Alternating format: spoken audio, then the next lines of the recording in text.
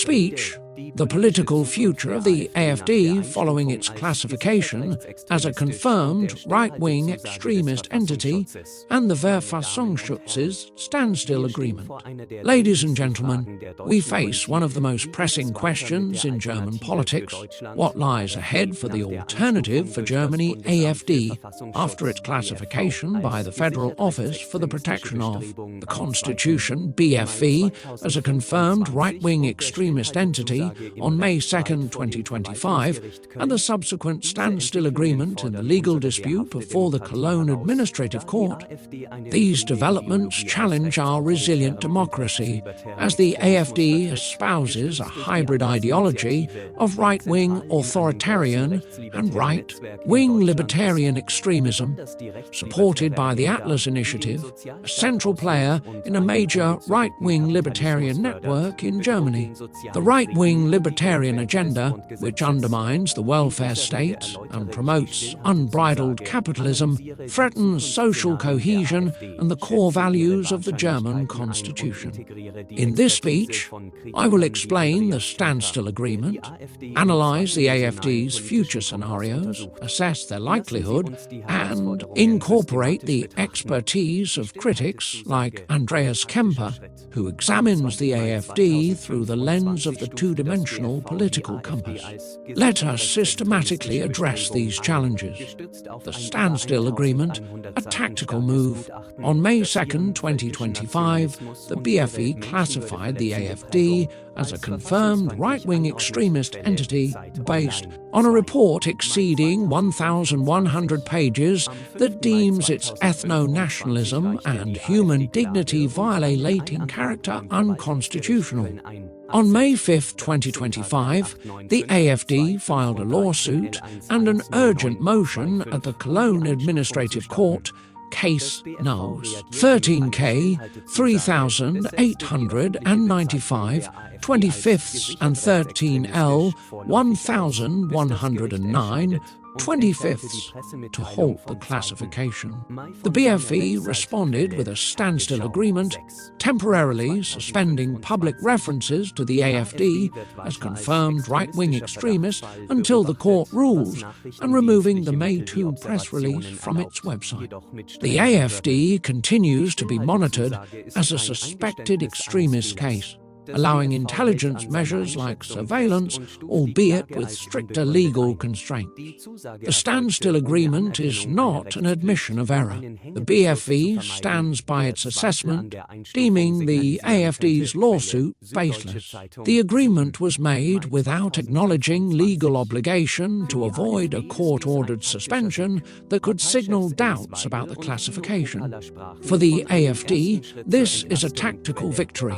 Party leaders Alice Weidel and Tino Kruppalla called it a first step toward exoneration, reinforcing their narrative of state persecution, as seen on XEG Unlay 1, May 6, 2025.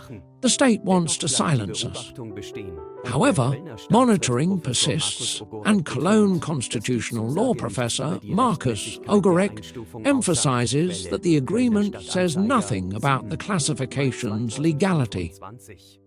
The two-dimensional compass and the threat of extremism. The BFE appears to operate primarily within a one-dimensional left-right framework, but the two-dimensional political compass, incorporating the authoritarian-libertarian axis, offers a more nuanced perspective. Extremism can emerge in all four quadrants, each threatening democracy and social cohesion. Left authoritarian, extremism that seeks conformity, suppresses dissent and privileges elites, as seen in totalitarian regimes. Right authoritarian, extremism that persecutes minorities and enforces a homogeneous national community, like the NPD. Left libertarian, extremism that glorifies chaos and violence as expressions of individual freedom, as seen among so-called lifestyle anarchists. Right libertarian, extremism that exalts unrestrained capitalism, concentrating wealth while accepting poverty and inhumane living conditions for many. This extremism endangers social cohesion by fostering extreme inequalities that fuel tensions and injustices. The expertise of sociologist Andreas Kemper is crucial here. Kemper analyzes the AfD not only for its right-wing authoritarian extremism, but also for its right-wing libertarian extremism. He highlights how the AfD is embedded in a right-wing libertarian network, with the Atlas Initiative at its core. This network, which advocates radical capitalism without social safeguards, has supported the AfD with millions in donations, including from the gold trader Degussa, which has since distanced itself from extremist ties. 2023 Süddeutsche Zeitung 15. März 2025. The AfD blends right-wing authoritarian extremism, ethno-nationalism, rejection of minority rights, with right-wing libertarian extremism, dismantling the welfare state, promoting unrestrained capitalism. Its stance on the welfare state is particularly alarming. While criticism of the welfare state is legitimate, the AfD increasingly seeks its systematic erosion while championing a capitalism that tolerates extreme inequalities. This contradicts Article 20 of the German Constitution, which mandates a social state but does not enshrine capitalism as a state goal. Eroding the welfare state threatens social security, exacerbates inequalities, and undermines social cohesion. This right-wing libertarian extremism is as dangerous as its right-wing authoritarian counterpart, as it accepts inhumane conditions for many and jeopardizes social cohesion. Scenario 1. Party ban. Likelihood 25%. Banning the AfD would be the most severe measure of Germany's resilient democracy. Under Article 21, Paragraph 2 of the Constitution, parties can be banned for undermining or seeking to abolish the free democratic order.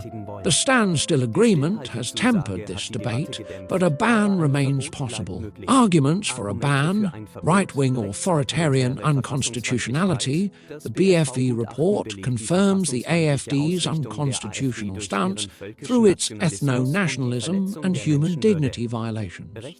Right-wing libertarian extremism, undermining the welfare state, violates Article 20 and threatens social cohesion, potentially constituting unconstitutional behavior.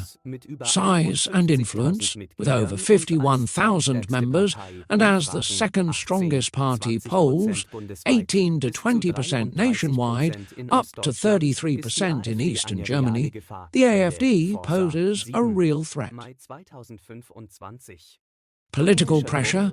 Parties like the Greens and parts of the SPD demand a ban. Challenges, high hurdles. The Federal Constitutional Court requires proof that the AfD actively seeks to abolish the democratic order NPD ruling 2017. Its hybrid ideology complicates this. Martyr status. The Standstill Agreement shows how effectively the AfD exploits its victim narrative. A ban could boost its popularity. Public perception. Many AfD voters are protest voters, not extremists. A ban could be seen as an attack on democracy. Lengthy process. The legal dispute could take years, giving the AfD time to reinforce its narrative. Assessment. The likelihood is 25%, as the Standstill Agreement has eased the debate. Kemper warns that the AfD could use its right-wing libertarian networks to frame a ban as an attack on economic freedom.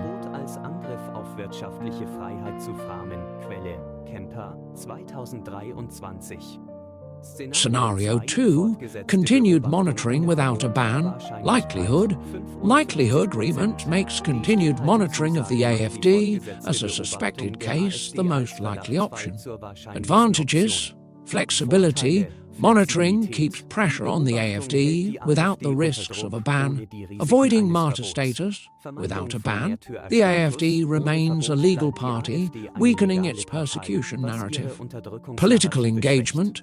Critics like Wilhelm Heitmeyer argue that attitudes cannot be banned, and politics should address representation gaps. Challenges radicalization.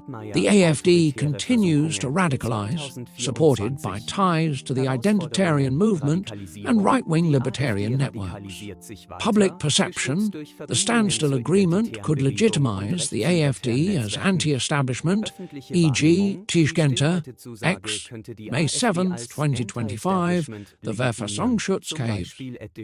Social cohesion. The AfD's right-wing libertarian extremism, eroding the welfare state, deepens social inequalities. Assessment. With a 55% likelihood, this scenario is the most probable, as the Standstill Agreement extends the status quo. However, monitoring alone may not curb the AfD, which could reach over 30% in Eastern German state elections. Die in Ostdeutschland über 30% erreichen könnte. Quelle: Infratestimap 8. Mai 2025. Scenario 3. Moderation of the AfD. Likelihood 10. Moderation of the AfD to evade classification is unlikely. Possibilities: expelling radical elements. The AfD could oust far-right figures like Bjorn Hock. Programmatic shift, moving away from ethno-nationalism toward a conservative agenda. Challenges: internal dynamics. The nationalist wing has dominated since moderates like Jörg Mothern left. Voter base. Many supporters back the radical rhetoric, and moderation could drive them to parties like Die Heimat. Credibility. A reversal after years of radicalization would lack credibility. Assessment. The likelihood is 10%. Kemper emphasizes that the AfD deliberately pursues its right-wing, authoritarian and libertarian extremist strategies. Quelle: Kemper, Taz, 10. April 2025. Scenario 4. Party split. Likelihood 10% to split into moderate and radical wings is conceivable. Scenario: moderate wing, a new party, could focus on conservative or right-wing libertarian themes. Radical wing, the ethno-nationalist wing, would continue the AfD. Advantages: weakening, a split would politically weaken the AfD. Clarity: a moderate wing could attract protest voters. Challenges: historical precedent. Splits in populist parties rarely succeed, as radicals control the base. Logistics: a new party would need resources. Difficult without the Atlas Initiative support. Assessment: with a 10% likelihood, this scenario is unlikely, as the nationalist wing dominates. International perspectives. The classification and standstill agreement have drawn global attention. The Guardian sees the CDU navigating a tightrope. De Telegraph praises Germany's resolve but remains skeptical. Ukraine welcomes the classification due to the AfD's pro-Russian stance. The AfD is a European issue. Die Ukraine begrüßt die Einstufung wegen der prorussischen Haltung der AfD. Kiew Post 7. Mai 2025. Die AfD ist ein europäisches Problem. Conclusions and recommendations. The AfD poses a dual threat to democracy through its right-wing authoritarian and libertarian extremism. My recommendations are: 1. Political engagement. Parties must challenge the AfD, particularly its erosion of the welfare state. 2. Caution with a ban. A ban must be carefully prepared. 3. Education and prevention. Political education is vital to counter extremist narratives. 4. Social justice, reducing inequalities to win back protest voters. The AfD threatens social cohesion. Let us defend the welfare state and shape a just future. Thank you. Vielen Dank.